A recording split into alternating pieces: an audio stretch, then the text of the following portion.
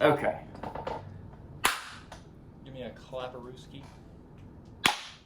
Another claparooski. Did you get it? One more.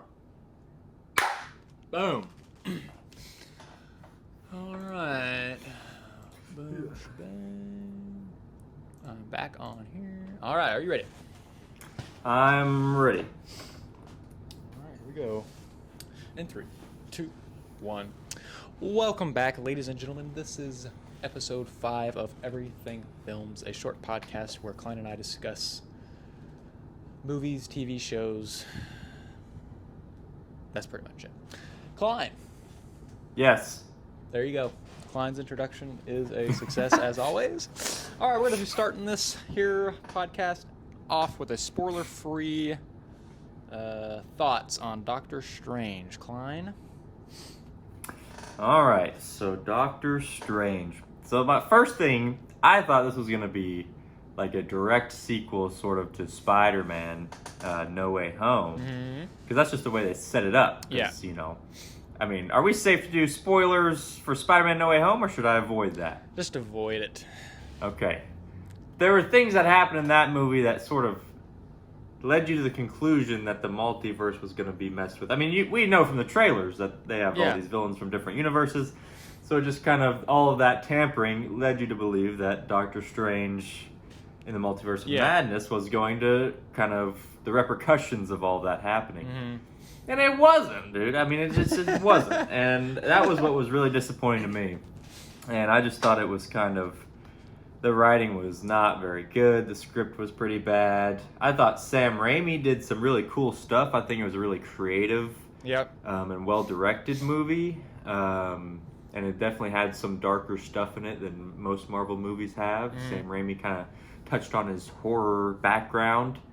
So there was some cool stuff in it, but at the end of the day, it was just pretty bland. Not what you just wanted kind of the same. to see. Yeah, you know, I thought they were going to kind of pull something out like they did in Spider-Man that was exciting, and they tried, and I just didn't buy it. Didn't buy it. And ladies and gentlemen, I did not get to watch it because of an unfortunate event, a tornado. So I was not able to see it. So we're just going to move on to the next movie that the new movie that Klein saw yesterday, I believe. Should we? Do I compare my Did I give Doctor Strange a score? You did. You want to go? I was going to do that week? the next thing. Okay. I can predict. I'll follow the plan. We'll do Petite Mama. And for those of you at home who don't know this one, it is from the same director that did Portrait of a Lady on Fire. Klein, thoughts? So I remember Portrait of a Lady on Fire. That was my first Celine Sciamma film that I ever saw. She hasn't made a whole lot of films. I saw that one. Loved it. It was one of my favorite films of that year. And so this one was a must-watch. The thing freaking came out over a year ago. I think it premiered in March of last year, and Neon bought the distribution rights, North American distribution rights, and we're just now getting it. I love the movies that Neon picks, but they take forever. Like Memoria, I'm still trying to watch that movie. Came out last year, and they're doing this stupid, never-ending release where they do a different theater a week, and it's like New York, LA, Boston, and it's like it's never gonna come here, dude. Like never. And so it's gonna be forever before I can see that one. So anyway, that out of the way. It took way too long to see this movie, but it was really good. Only 72 minutes. I mean, I wasn't shocked by anything, but I don't think I was supposed to be. In French, yes. Was Portrait of a Lady on Fire on French? Yes, it was. Yep. But it follows a young girl whose grandma just died, and it kind of deals with her relationship with her mother and just generational relationships in general, and kind of offers a unique perspective on that. Gotcha. It has sort of a twist to it, like in terms of the premise, but I wasn't surprised. But I kind of saw it from a mile away, and not from a mile away, but I recognized it as soon as I saw it. But I don't think it's supposed to catch you off guard. But it's just very, very touching, heartwarming, and I think just about anybody will like this movie. The beginning was a little bit slow, kind of dragged, Yeah.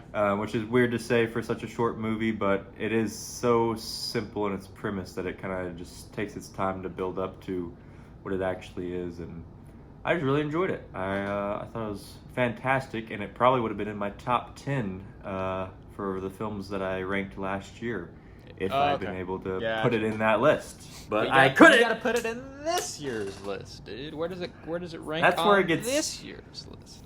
This year's list, it probably would have ranked 3 or 4 so far. I've seen 23 so far. Nice. But it always gets hairy with the festival-released films of which year you classify them as. But the majority of people classified this as a 2021 film. So you're not even going to put it on this list? No, I don't think I will. Gotcha. Well, all right. There you have it. Dr. Strange was a meh. Petite Mama, if you can get past subtitles, was a great film.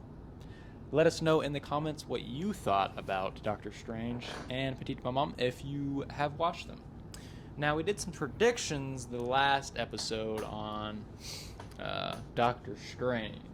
Klein, do you remember what you predicted? I have it written down here, so you don't need to look it up. Was it like a 3? I want to say it was a 3.4 or 3.6. It was a 3.6. See, that was ambitious of me. Yeah, I did a 3.3. What do you have it? I gave it a 2.5.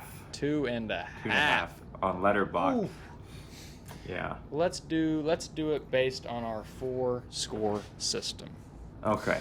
We're gonna do. Let's do story first. We're doing Dr. Strange here. Story. Yeah, let's give that. The story's a 1.5. Story 1.5. All right. Acting. Acting was 2.5. Oof. How well does it serve its genre? This is probably going to be horrible if it compares to the event. If you're comparing it to the Avengers and all those kinds of movies. I would say probably like a 2.7. Okay. I feel like the majority of Marvel fans will enjoy it, at least to a certain degree. And then technical execution. Let's give that a... That one's tricky because the bigger sequences where it's like the beginning is just so hard to watch because it's so much CG thrown at you right away that it immediately... usually you watch the movie and 2 hours into it, you're just so used to it, you buy it. Yeah. There's this suspension of disbelief, but it was so bad at the beginning. But also there was some stuff that Sam Raimi does that's really cool. I'd give it a 2.6. Ooh, okay. So pretty much right around the same. 2.5. Then you gave that a 1.5. 2.3, Klein. That is what your 4-score. Oh, that's a huge letdown. Ladies and gentlemen, he's predicted it to be a 3.6, and it turned out to be a 2.3. Yeah. Like I said, if it had served as a sequel to Spider-Man, I think it would have done a lot better. But they just went on a totally different path.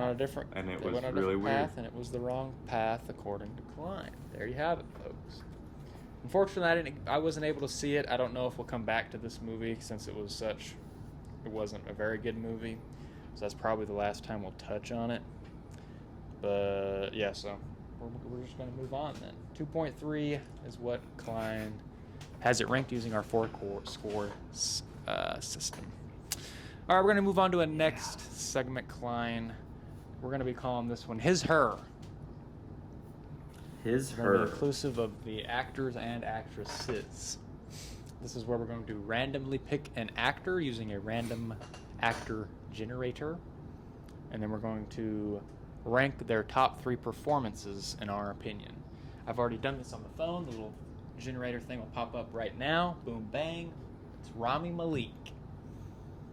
Now, he hasn't been in very many movies, honestly, which I was kind of surprised at. Because he had that run where he just was in everything, but that was pretty much it.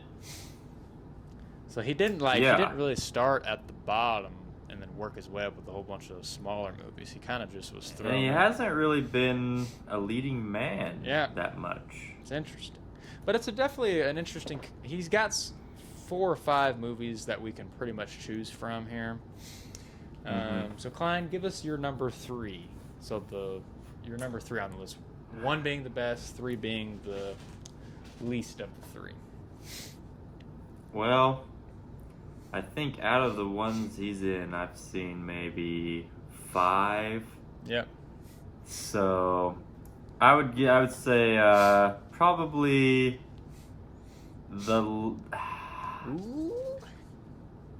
probably No Time to Die. No Time to Die. Would be number 3. Yeah. Okay. Mine is Bohemian Rhapsody. I got that at number 3.